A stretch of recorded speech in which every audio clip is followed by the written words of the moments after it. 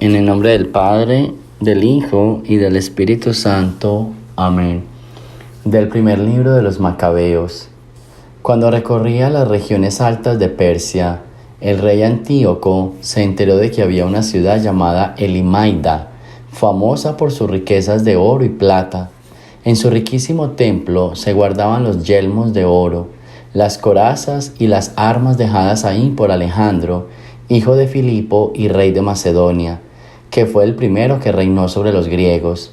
Antíoco se dirigió a Elimaida con intención de apoderarse de las ciudades y de saquearla, pero no lo consiguió porque al conocer sus propósitos, los habitantes le opusieron resistencia y tuvo que salir huyendo y marcharse de ahí con gran tristeza para volverse a Babilonia. Todavía se hallaba en Persia cuando llegó un mensajero que le anunció la derrota de las tropas enviadas a la tierra de Judá. Lisías, que había ido al frente de un poderoso ejército, había sido derrotado por los judíos. Estos se habían fortalecido con las armas, las tropas y el botín capturado al enemigo. Además, habían destruido el altar pagano levantado por él sobre el altar de Jerusalén. Habían vuelto a construir una muralla alta en torno al santuario y a la ciudad de Bet-Sur. Ante tales noticias, el rey se impresionó y se quedó consternado a tal grado que cayó en cama enfermo de tristeza por no haberle salido las cosas como él había querido. Permaneció ahí muchos días, cada vez más triste y pensando que se iba a morir.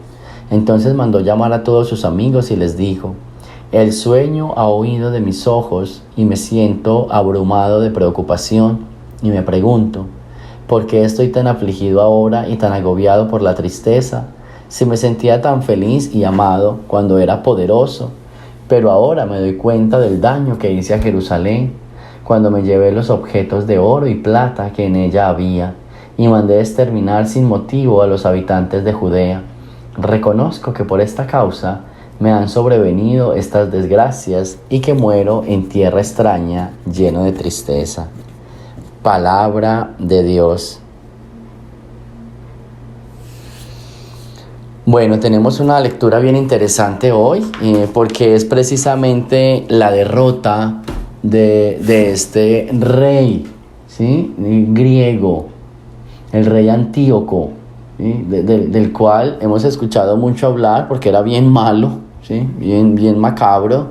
Y al final, entonces, cae en lo que nosotros conocemos hoy como una depresión, ¿cierto? Él está lleno de tristeza, el sueño se le ha ido, ¿sí?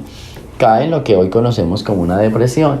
Pero en esa depresión se da cuenta del por qué está así, de las consecuencias de sus actos, ¿sí?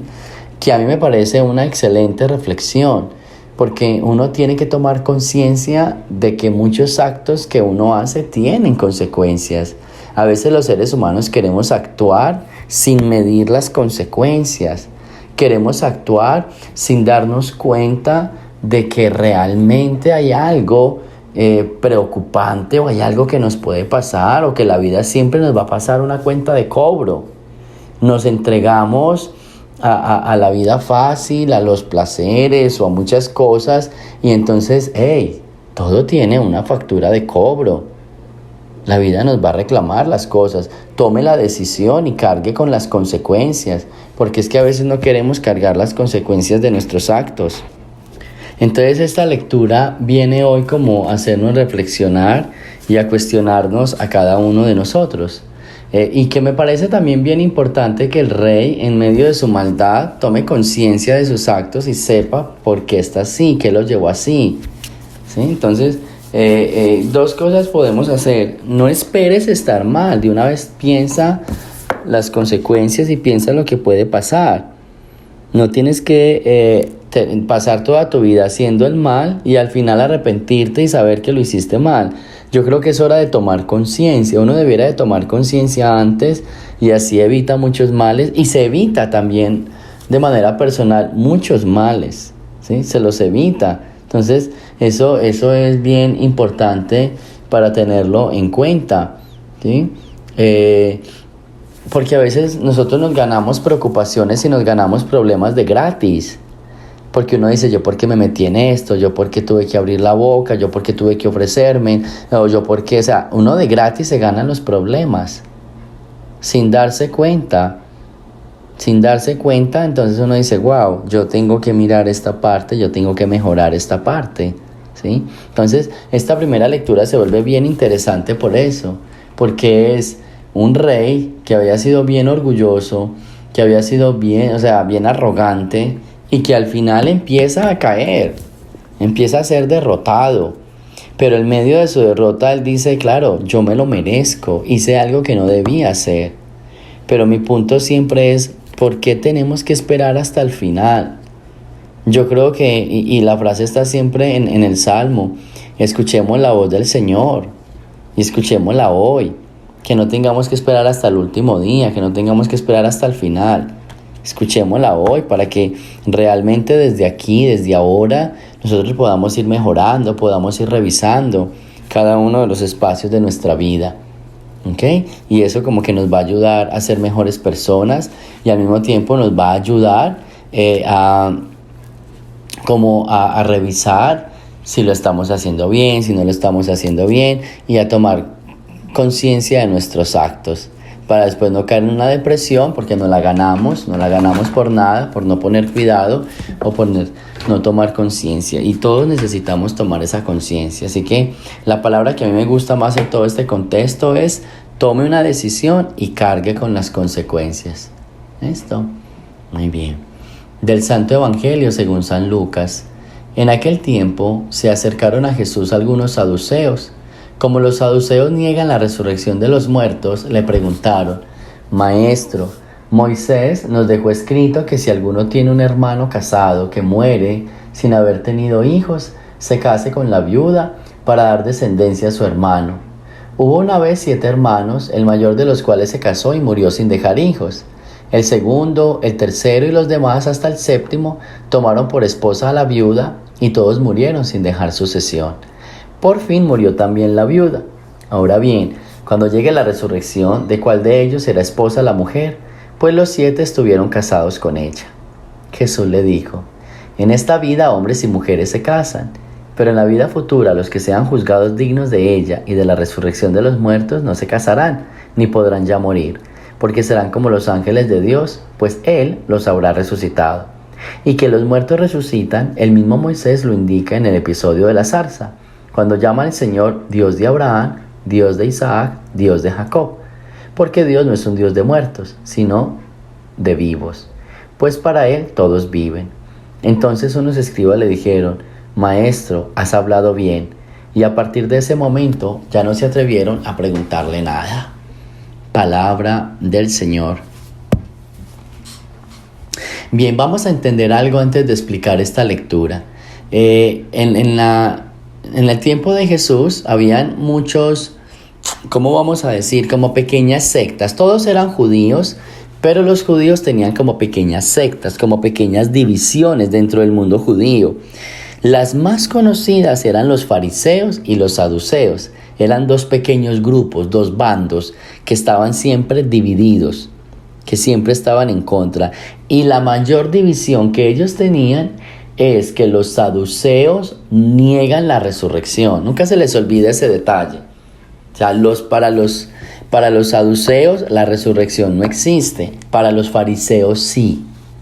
Entonces siempre hay una guerra y una disputa, y la división más grande que ellos tienen es el tema de la resurrección. Y por eso un saduceo hoy le hace una pregunta a Jesús acerca de la resurrección, a lo cual Jesús responde: es que en el cielo no es como en la tierra. Por eso yo siempre digo, todo lo corporal se queda aquí.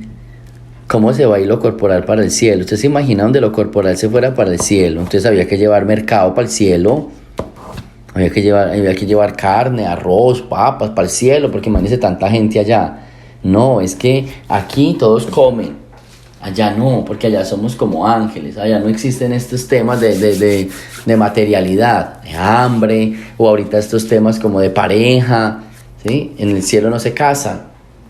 ¿Se ven? Entonces Jesús los está diciendo: hey, es que aquí es el mundo material, arriba es el mundo espiritual, y que son muy diferentes mundos.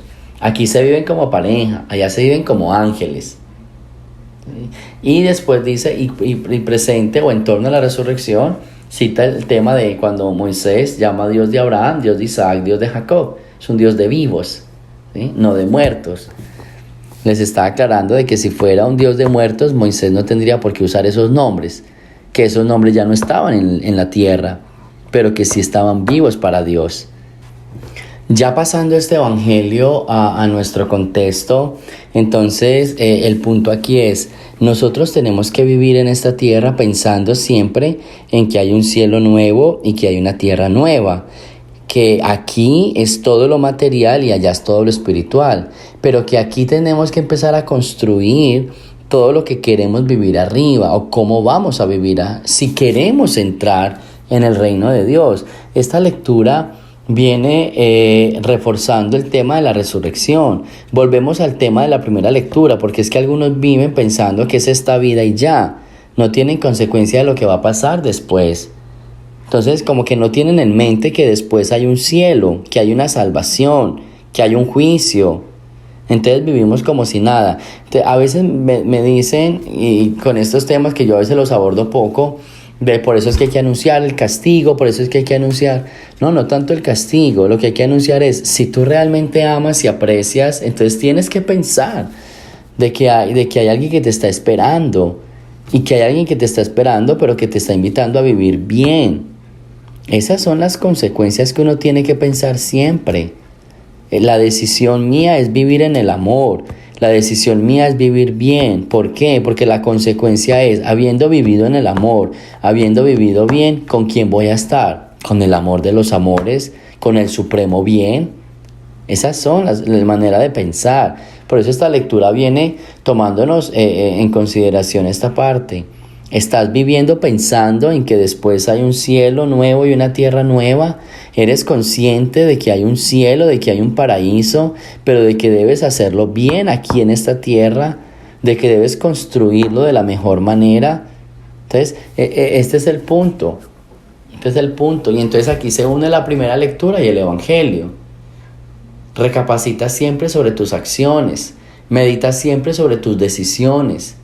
Y trata de hacerlo lo mejor posible, trata de hacerlo bien, no te dejes arrastrar por el mal. Piensa siempre en la resurrección. Todo lo que vayas a hacer, hazlo con espíritu de resurrección. Todas las decisiones que vayas a tomar, hazla con espíritu de resurrección. Que hay alguien que te espera, que hay alguien que te quiere ver, que hay alguien que te juzga. Pero que lo más bonito es que toda mi vida aquí, aunque haya materia, aunque sea material, voy a ir purificándome y voy a ir limpiándome para que cuando lleguen las realidades, como la resurrección, pueda merecerme todos los premios que Dios tiene para nosotros. Así que en este día, vuelve y juega la frase que les he enseñado tanto hoy. Toma la decisión y carga con las consecuencias, pero procura que tus decisiones sean encaminadas, vayan encaminadas pensando en que hay algo más, que hay una resurrección. Piensa siempre en la resurrección para que puedas hacer el bien, para que puedas caminar en el bien. Piensa siempre en la luz y camina en la luz. Piensa siempre en la bondad y sé bueno. Piensa siempre en Dios y empieza a amar lo más que puedas. Gloria al Padre, al Hijo y al Espíritu Santo, como era en el principio, ahora y siempre, por los siglos de los siglos. Amén. El Señor esté con ustedes. Y la bendición de Dios Todopoderoso, Padre, Hijo y Espíritu Santo, descienda sobre ustedes y me los acompañe siempre. Jesús, María y José.